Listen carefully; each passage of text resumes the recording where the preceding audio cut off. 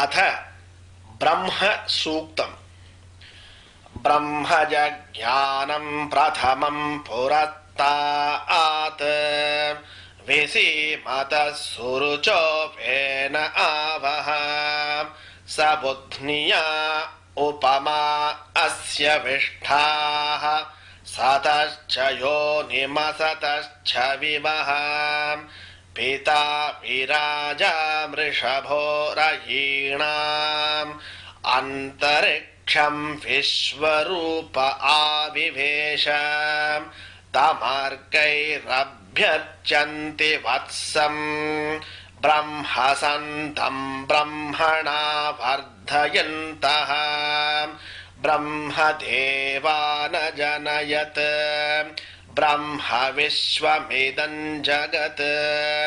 ब्रह्मणः क्षत्रनिर्मितं ब्रह्म ब्राह्मण आत्मना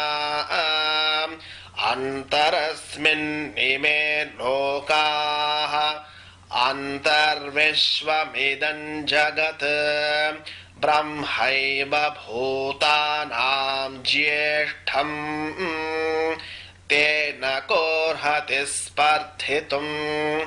ब्रह्मन् देवास्त्रयस्त्रिगुंशत् ब्रह्मन्निन्द्र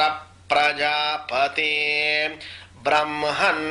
हविश्वा भूतानि नावीवान्तः समाहिता चतस्र आशाः प्रचरन्त्वग्नयः इमं नो यज्ञं नयतु प्रजानन् घृतं पिन्वन्नजरगुं सुवीरम् ब्रह्म समिद्भवत्याहुतीनाम् वेदात्मनाय विद्महे हिरण्यगर्भाय धीमहि तन्नो ब्रह्म प्रचोदयात्।